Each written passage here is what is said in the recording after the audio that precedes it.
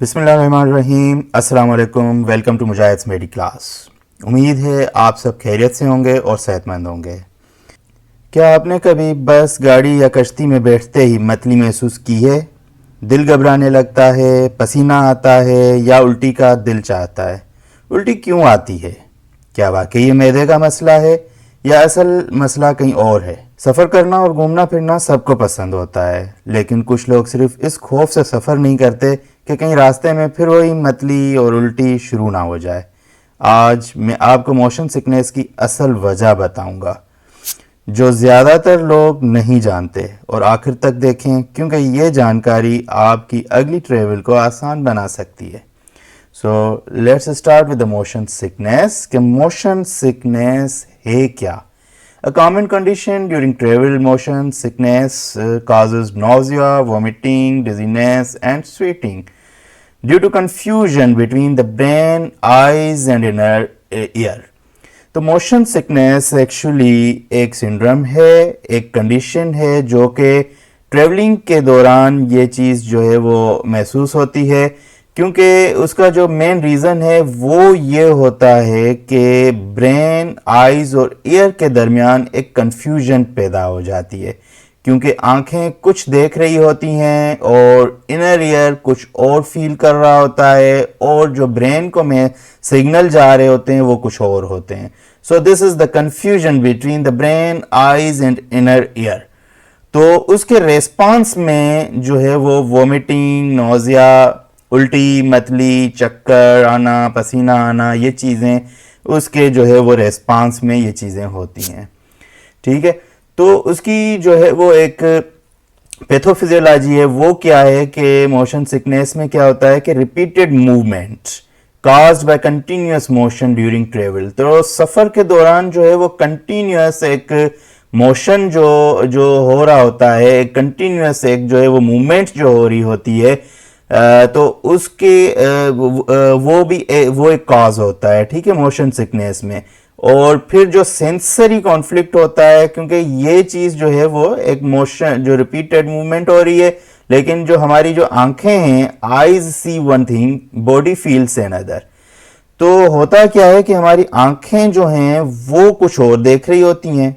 जैसा कि फ़र्ज़ करें, अगर आप जो है वो ड्यूरिंग ट्रेवल अगर आप कोई स्क्रीन यूज़ कर रहे हैं, अगर आप कोई मोबाइल फ़ोन यूज़ कर रहे हैं, तो आपकी आंखें जो हैं वो एक जगह पे रुकी हुई हैं आपकी स्क्रीन पर, लेकिन जो बॉडी जो फील कर रही है, जो थ्रू योर इनर ईयर जो है वो वेस्टिब्यूलर ट्यूब्स जो होती हैं, जो एक सिस्टम है इनर ईयर का, उसके थ्रू जो है वो बॉडी फील कर रही है कि मूवमेंट हो रही है, क्योंकि इनर ईयर जो है वो डायरेक्शन और मूवमेंट को फील करता है, उसका सिग्नल जो है वो ब्रेन तक पहुंचाता है।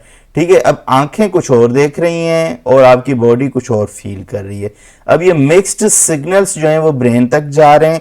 अब brain receives conflicting information from senses. तो हमारे जो हवास हैं उनके थ्रू जो ब्रेन के पास जो सिग्नल जा रहे हैं वो मिक्स्ड हैं, ठीक है, जिसमें कॉन्फ्लिक्ट है, जिसमें तजाद है। ठीक है, तो उसके दौरान क्या होता है कि अगर इस तरह के सिग्नल हमारे ब्रेन में जाते हैं तो ये एक डिफेंसिव रिस्पांस होता है, एक प्रोटेक्टिव रिस्पांस होता है ब्रेन की तरफ से। उसमें क्या होता है कि this confusion leads to nausea and vomiting. तो ब्रेन जो है वो नोजिया और वोमिटिंग सेंटर को वो एक्टिव कर देता है, क्योंकि ब्रेन ये समझता है कि there is something toxin, there is something like poison. ठीक है, कि कुछ गड़बड़ हो रही है बॉडी में, देयर इज समथिंग पॉइजन, कुछ जहर है, कुछ टॉक्सिन है, कुछ जो है वो समथिंग एबनॉर्मल है। तो इसलिए उसका जो है वो एक डिफेंसिव रिस्पांस होता है, जिसमें वो वोमिटिंग सेंटर को एक्टिव कर देता है। ठीक है, तो जिसकी वजह से वोमिटिंग एक फिजिकल रेस्पॉन्स जो है वो होता है हमारी बॉडी का। तो how does the body control balance? क्योंकि हमारी जो बॉडी जो है वो बॉडी बैलेंस कैसे करती है मेंटेन? वो थ्रू आइज, इनर ईयर और मसल एंड जॉइंट्स के थ्रू हमारा जो है वो बॉडी का एक बैलेंस रहता है। तो अगर जो है वो ये बैलेंस अगर डिस्टर्ब हो जाए, तो motion sickness occurs when these signals do not match, creating sensory conflict। तो मोशन सिकनेस तब होती है जब जो है वो ये सिग्नल्स जो ब्रेन के पास जो जा रहे होते हैं अगर वो मैच ना करें, अगर उनके दरमियान अगर कोई तजाद हो, कोई मिसमैच हो, तो फिर जो है वो मोशन सिकनेस स्टार्ट हो जाती है। ठीक है, तो ये आईज जो है वो विजुअल सिस्टम क्या करता है कि व्हाट वी सी, कि आईज जो कुछ देख रही होती हैं उसका सिग्नल ब्रेन की तरफ वो पहुंचा रही होती हैं। उसके बाद फिर आ जाता है इनर ईयर। इनर ईयर में वेस्टिब्यूलर सिस्टम होता है जो कि सेंस करता है मूवमेंट को, डायरेक्शन को, वो सेंस करता है और वो सिग्नल्स जो हैं वो ब्रेन की तरफ जा रहे होते हैं। और फिर जो है वो आ जाता है बॉडी पोजीशन। ये मसल्स एंड जॉइंट्स का जो है वो एक सिस्टम होता है। तो इसमें क्या होता है कि बॉडी पोजीशन जो है वो सेंस की जाती है। ठीक है, तो ये जो है वो तीन चीज़ें हैं जिसके थ्रू बॉडी जो है वो अपना बैलेंस जो है वो कंट्रोल करती है। उसके बाद है कि व्हाई डज वोमिटिंग हैपन। अब वोमिटिंग होती क्यों है? The brain interprets the conflicting signals as a danger.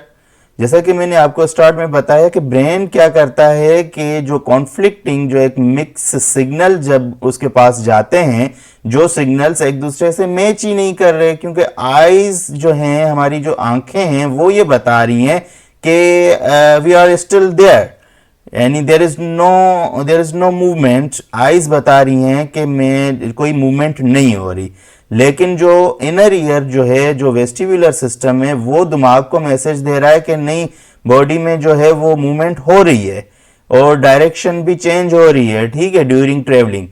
तो ये मिक्स सिग्नल जब जाते हैं तो क्या होता है कि ब्रेन जो है वो इंटरप्रेट करता है कि भाई there is danger, something abnormal. ठीक है, तो वो क्या करता है कि एक्टिवेट प्रोटेक्टिव रेस्पॉन्स, जो ये एक डिफेंसिव प्रोटेक्टिव रेस्पॉन्स होता है बॉडी का, जिसको ब्रेन जो है वो एक्टिव कर देता है, जिसमें नोजिया, वोमिट होना, स्वीटिंग, डिजीनेस, ये सारी चीजें जो है वो स्टार्ट हो जाती हैं।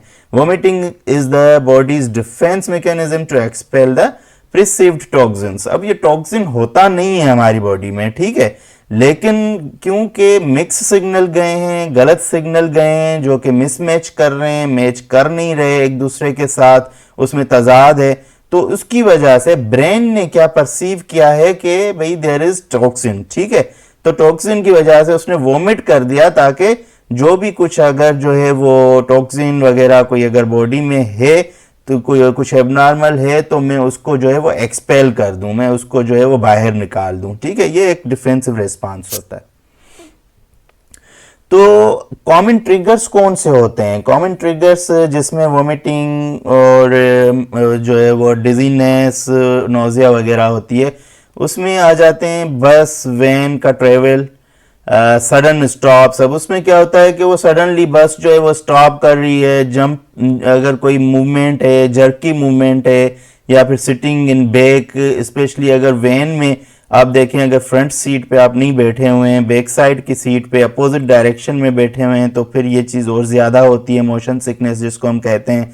या फिर अगर जो है वो ट्रेवलिंग के दौरान अगर आप रीडिंग कर रहे हैं, तो भी जो है वो मोशन सिकनेस जो है वो ज़्यादा होती है, क्योंकि ये चीज़ें करने से क्या होता है कि एक जो कंडीशन है वो ज़्यादा जो है वो मज़ीद ख़राब जो है वो हो सकती है। और पुअर वेंटिलेशन, अगर विंडोज़ जो है वो बिल्कुल ही बंद हैं, कोई वेंटिलेशन नहीं हो रही, फ्रेश एयर नहीं आ रही, तो भी जो है वो मोशन सिकनेस होने के ज़्यादा चांसेस होते हैं। एरोप्लेन में भी ये चीज़ होती है, क्योंकि वहाँ पे टर्ब्यूलेंस होता है और प्रेशर चेंजेस हो रही होती हैं। उसके अलावा एंजाइटी होती है जो है किसी को, तो भी जो है वो इस कंडीशन को जो है ट्रिग करता है। उसके अलावा लुकिंग आउटसाइड ड्यूरिंग मूवमेंट के दौरान जो है वो अगर बाहर खिड़की से देख रहे हैं या कुछ, तो इस कंडीशन में भी जो है वो मोशन सिकनेस हो सकता है। तो सिम्टम्स इसमें क्या होते हैं? उसके सिम्टम्स होते हैं कि नोजिया, मतली, उल्टी, सर में दर्द, थक्कन सी महसूस होना, चक्कर आना, पसीना आना, या फिर एक्सेसिव सेलिवेशन। तो ये वो सिम्टम्स हैं जो मोशन सिकनेस में ये सिम्टम्स जो हैं वो जाहिर होते हैं। उसके बाद एक मेन चीज़ है, ये बहुत बेसिक जो है वो इम्पोर्टेंट स्लाइड है कि हु इज़ मोर ससेप्टिबल, कौन से लोग हैं जिनको ज़्यादा जो है वो हाई रिस्क पे होते हैं, या फिर जिनको ज़्यादा जो है वो चांसेस होते हैं मोशन सिकनेस होने के। तो उनमें सबसे पहले आ जाते हैं बच्चे। ठीक है, बच्चों को सबसे ज़्यादा मोशन सिकनेस होती है, जिसमें 2 साल से लेकर 12 साल के बच्चे जो इस एज इस ड्यूरेशन इस एज स्टेज के जो बच्चे होते हैं उनको ये चीज़ ज़्यादा होती है। उसके अलावा प्रेग्नेंट वुमेन को भी ज़्यादा जो है वो मोशन सिकनेस होती है, क्योंकि उनमें हार्मोनल चेंजेस हो रही होती हैं। ठीक है, so they are on higher risk. और उसके अलावा वो लोग जिनको माइग्रेन का पेन, हेडेक वगैरह ज़्यादा होता है, तो उनके लिए भी जो है वो increased sensitivity to sensory input, क्योंकि उनकी सेंसिटिविटी इंक्रीज होती है, तो इस वजह से भी वो लोग जो है वो ज़्यादा रिस्क पर होते हैं।